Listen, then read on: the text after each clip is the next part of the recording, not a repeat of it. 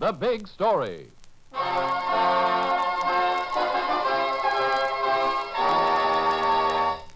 It was Sunday morning along U.S. Highway 66, heading west from Tulsa toward Clinton, Oklahoma. Mrs. Rose Penn and her son were driving to church. Jim, stop the car. What's the matter, Ma? I told you stop the car. Don't you see it over there? On the side of the road, a cot. There's a man sleeping on that cot. Well, that's no business of ours, is it, Ma? The fellow's got a right to sleep. You get on out of this car and find out why he's sleeping there on the cot beside the road. Weather like this. Now go on.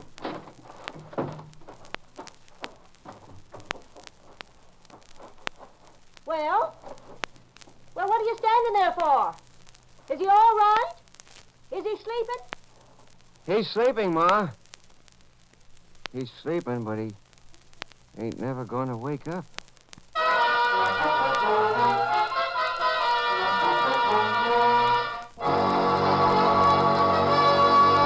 Tulsa, Oklahoma. The story of a reporter who found 3 golden coins that spelled death.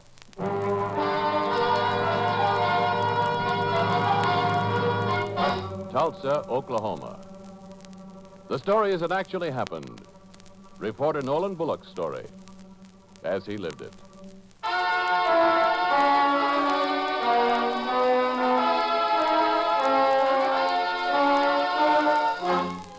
You, Nolan Bullock of the Tulsa Tribune, are a reporter with a flattened nose. And you got it by sticking it consistently into other people's business. Like now.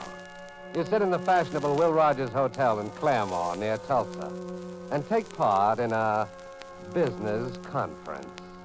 The business being, since Oklahoma is a dry state, bootlegging. And your job, that of undercover agent for the State Crime Bureau. Your name for today, Nolan Bullock, is Mr. Norton. Mighty good meal they serve here, Mr. Norton. Mighty good.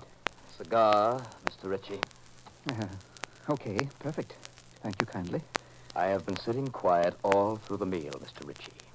Do we talk business now? Yes, sure thing, Mr. Norton, but to tell you the truth, I don't think we can make a deal. You've had a week to check my credit? No, it's not the credit. Well, what is it then? I've been without merchandise 3.5 weeks now. Now, look, I explained to you last time, a change in a corporation as big as mine, that takes time, Mr. Norton.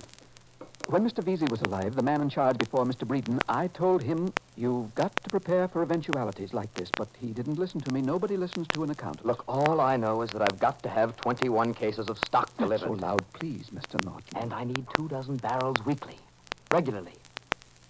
Now, when am I going to get a definite answer? You know, there are other firms to deal with. Oh, now, you wouldn't want to do that, Mr. Norton. When Mr. Breeden comes in and takes over, that's the man you'll want to deal with, and the only one in this state. I worked for Mr. Breeden years ago, and I tell you frankly, I'm looking forward to his return. Things never were the same in all the years he was away. He's a fine man, Mr. Breeden. Strictly business, but the best terms you could get. Believe you me. Look, I know about Mr. Breeden. All I am asking you now is when does he get here? When can we make our final arrangements? To tell you the truth, Mr. Norton, he ought to have been here yesterday. He left California, must have been 3 days ago. I believe I'll wire him and find out if there was any change in his plans. I've got 121 establishments waiting on Mr. Breeden. Those customers want beer. They want wine. They want whiskey, and they want it now. They are not interested in any of my business difficulties. And so you, Nolan Bullock, undercover agent and reporter, watch the pleasant accountant leave. And you make your call. Capital 2000. State Bureau of Criminal Investigation. Let me have Mr. Oliver, please. Yes? This is Nolan Bullock. Oh, I'm sorry. I can't talk to you now. Well, I have just left Ritchie. He expects Breeden in a few days. For Pete's sake, I can't talk to you. I've got to run.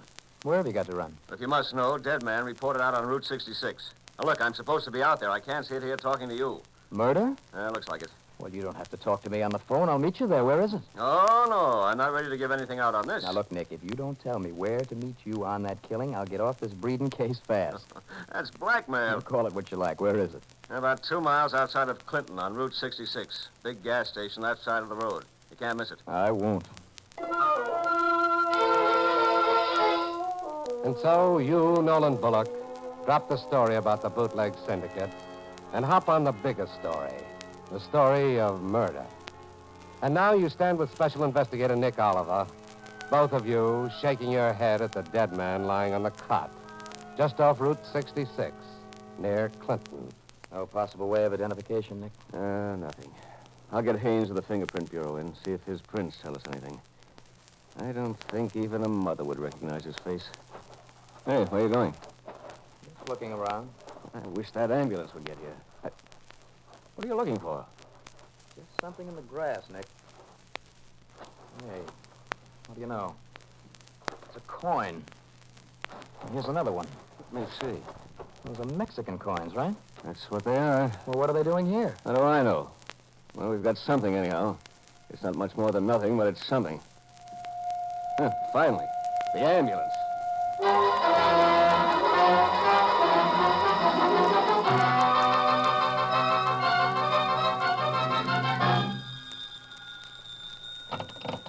Yes, Lydia.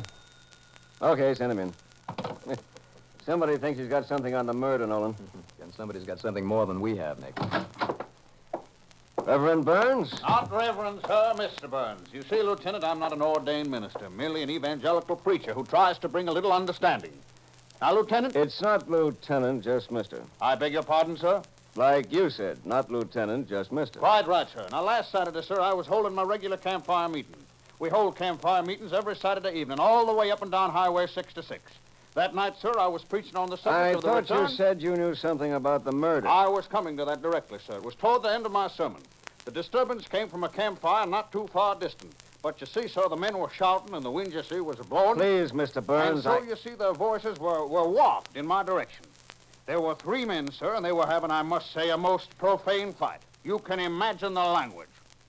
And? Well, that's all, sir. I knew something dreadful was going to happen, and I thought for a moment I would intervene.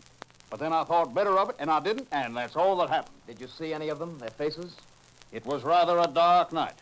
If it's of any value, though I don't see how it possibly can be, they had a station wagon parked next to the fire. And I think one of the men amidst the profanity called the other Ace. Thank you very much, Mr. Burns. Not at all, sir. I shall be holding a meeting on Saturday as usual, just 2 miles out of Tulsa on Route 66. If you should want me... Thank you. Mind closing the door? Well, that's a great help. Somebody named of Ace, and there was a station wagon. Maybe. Don't forget it was a dark night. But the wind was blowing. A week goes by. A week of feverish activity by Nick Oliver on the murder story, and by you, Nolan Bullock, on the murder case and on the bootleg syndicate. And when you add it all up, it's less than the faint sound of the name Ace on the night air.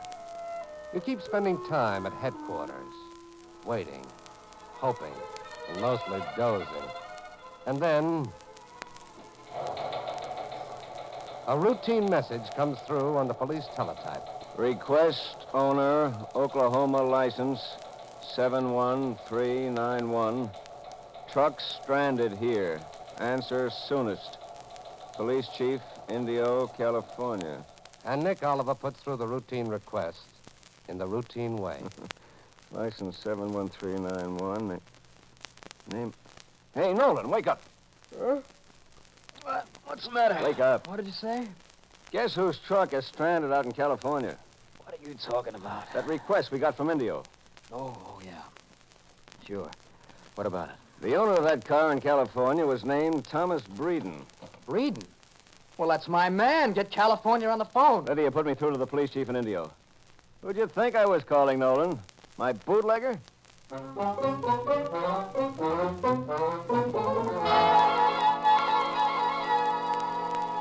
Yes, that's right, Chief. Fellow's name was Thomas Breeden.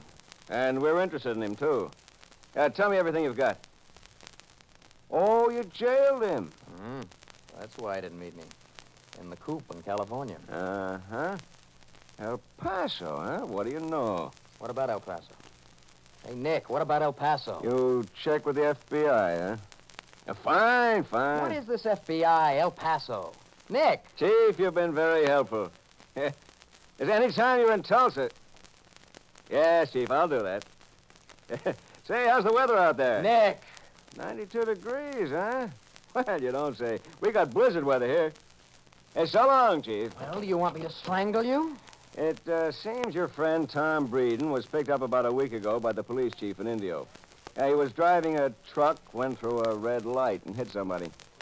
Wasn't serious. They put him in the coop for 5 days, took his prints and all that. Chief said he acted like a man going to be sentenced to the chair. Nervous. Yeah, so he checked on him in Washington. Oh, I don't know. There was some delay, I guess, on the chief's end in checking the prints with Washington. And he didn't get the answer on Breeden until after he was let out. Look, Nick, get to the point. Okay. When the report came through, it seems Breeden is wanted by the federal authorities at El Paso for entering the country illegally with close to $17,000 in Mexican coins. Mexican coins? That's what the man said. And when he last left California, he was seen driving in a station wagon with 2 men, one named Bronson, one named Stiles. The first name of the fella called Stiles was Ace. What about Breeden? Well, you see, Nolan, the reason you never met Breeden is because his prints are the same as those of the man we saw on the cot off US 66. Awful dead.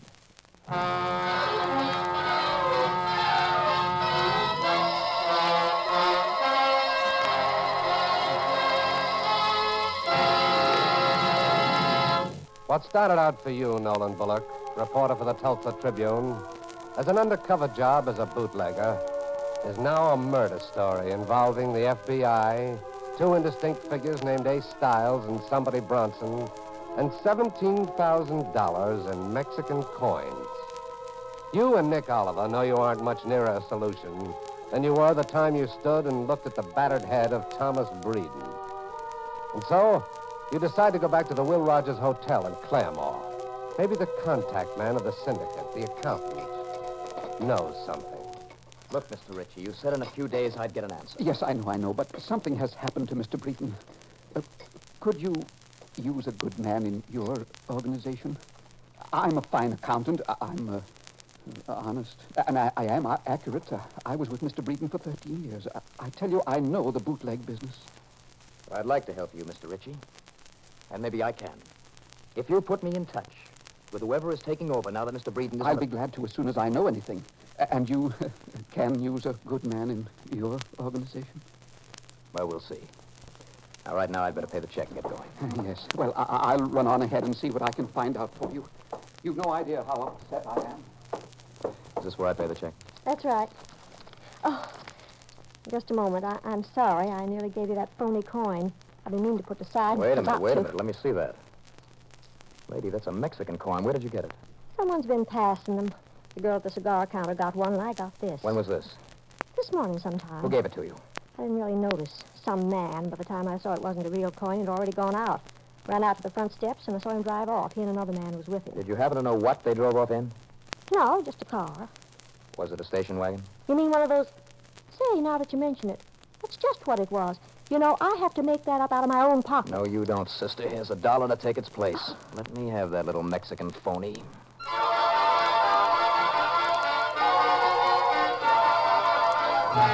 Nick, guess what happened? Come on, if you've got something, give. Remember that Mexican who showed up? Those 3 Mexicans? The blondes? Mm-hmm. The golden blondes. Well, I found a friend of theirs at the cashier's in the restaurant in the Will Rogers Hotel. Meet you there in an hour. Make it half an hour. 907 is my room, Nick.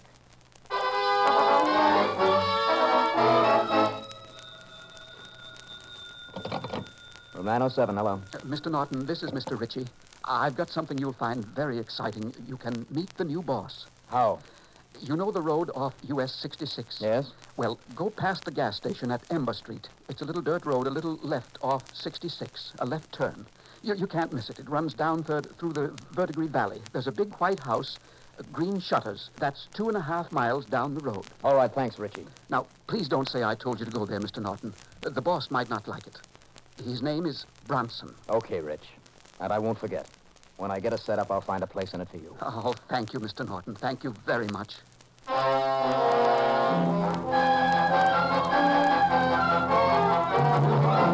Now what to do? Nick Oliver is on his way. Can't be reached. And you know how to find the new boss. It takes only a moment to make up your mind. You turn left at the gas station off 66. take the road toward Verdigris Valley. You keep her in second as you go down the incline. And the road is wide enough now for just one car. And now, coming at you is another dusty car, and there isn't room for both of you to pass. You stop, and then you see a station wagon. Not much room, huh? That's right, Bud. Looks like one of us is gonna have to back up. Say, is your name Ace? Which is it gonna be, Mac? You or us? Who backs up? Well, I was supposed to meet a fella. I think it better be you, Bud. And we're in a hurry. So you back her up, trying to get a look at the license plates, at the man in the car. There's too much dust on the road. And then finally, when you reach a point where you can back up off the road and let them pass, something inside tells you... Bullock, old fellow, you'd better keep your head down as they go by. You duck and wait for it, but it doesn't come. There's no shot. And then you see them hitting 40, 50, pulling away from you before you can swing your car back on the road and follow them. And it takes you an hour and a half, it seems, to reach the next gas station just a quarter of a mile away before you can call Nick Oliver. Nick? Well, I saw them. At least I think I saw them. I mean, Stiles and Bronson in a station wagon out on a dirt road off 66. No, I checked that. There's a little gas station. That's where I'm calling from. No station wagon came out from the canyon. They must have turned off one of the side roads. There aren't many of them, I'm sure. Yes, 4 or 5 men could do the job. All right, I'll wait here.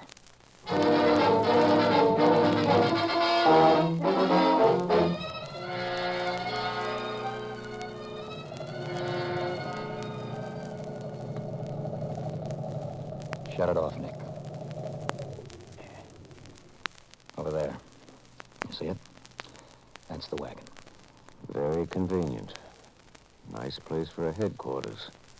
The house in the valley and the car. Only let's go slow.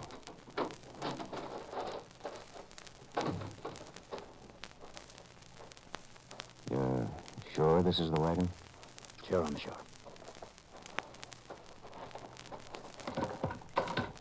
Well, let's see what's in it. Hey, put your light over here. What have you got? There's a gash in the back seat. There's a big bulge, you see it? Yes, I see it. Mexican blondes. Quite a bunch of them. Very nice. Look at this. What do you think this is? Here? Right here. Is it rust? My guess is blood. And this is a wrench. Might be what they did it with. Yeah, it's heavy enough, and it's got the same kind of rust on it. Well, let's take them. Not so fast, Nolan. Suppose they say they never met your friend Breeden. Know nothing about him. We need proof. Just what do you have in mind? You know those guys pretty well, know their business lingo, the way they operate. Can't you think of some way of going in there, doing a little fast talking? Well, if I do, it's not a bad story. No, not bad at all. Good luck.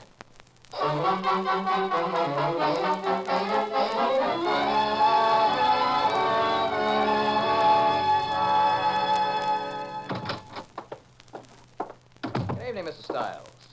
It is, Mr. Stiles? Who are you? Where is Bronson? Downstairs. Who are you? Well, my name is Norton.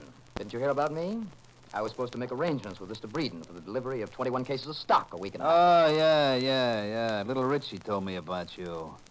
Hey, ain't you the fella? Yeah, we met you on the road, Verdigris Valley. I was sorry about that. We had to change our headquarters. How'd you find us? Look, I've got a lot of money invested in my business. A little tracking down if somebody never bothered me. Okay, sit down. What do you get for a case of domestic stock? Run you about $170? I'll take 12 cases a week.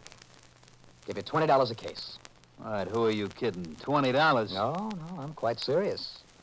You see, I happen to know that I can get it at $20 a case. Well, go on, peddle your papers somewhere else. The price is $170. You see, I happen to know that you and Bronson and my friend Breeden were driving in from California. I happen to know that you got into a fight with him. And I happen to know that you stole $17,000 in coins from him. And there are stains in the car right out in the back and a wrench with stains on it, and I don't think they're rust stains. Hey, now, take it easy, will you? Now, look, we can do business. Say, I've got another idea. Why does it have to be Norton and Stiles and Bronson? Why can't it just be Norton and Stiles? What do you mean? Just you and me. Come on now, who did it? The Breeden, I mean. Was it you? Or maybe your friend downstairs?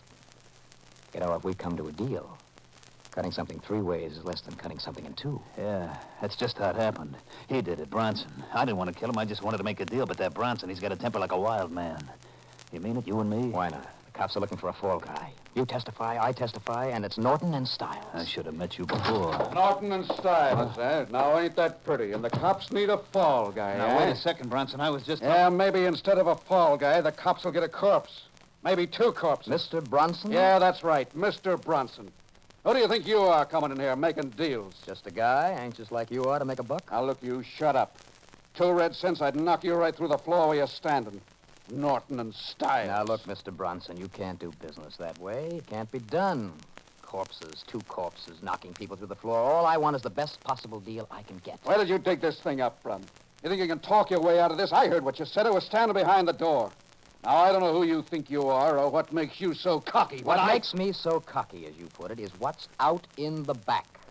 What's supposed to be out in the back? In the car. 17,000 in Mexican coins. Like the ones found near Breeden. Stains on the floor of the car and a wrench out there. Stains on that, too. Nobody saw no $17,000. There's no stains, no wrench. All I see is a wise guy who talks too much. For my money, I smell cop. Amateur cop. Now turn around. Hey, Bronson, I think maybe we ought to make a deal. You already done enough thinking. Maybe you ought to turn around, too. I said turn around. All right. I was only... He was only looking for me. Let's stand where we are, right where we are. Hello, Nick. Oh, I knew it. Maybe we ought to make a deal. Please, Bronson. Oh, shut up! That's right, both of you. Now, let's go. Oh, Nolan. Give you a tip. Sure, Nick. Don't try to move into bootlegging. Not in your line. Not your style. You stick with the papers. Thanks, Nick. Don't think I won't.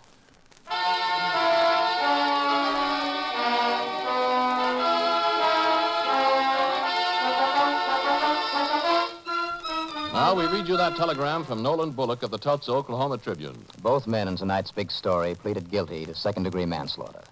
Admitted killing Breeden after he attacked them. Both were sentenced to 10 years of hard labor at the state penitentiary, McAllister, Oklahoma.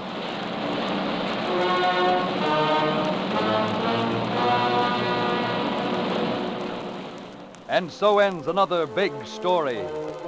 In order to protect the names of people actually involved in tonight's authentic big story, the names of all characters in the dramatization were changed, with the exception of the newspaper reporter.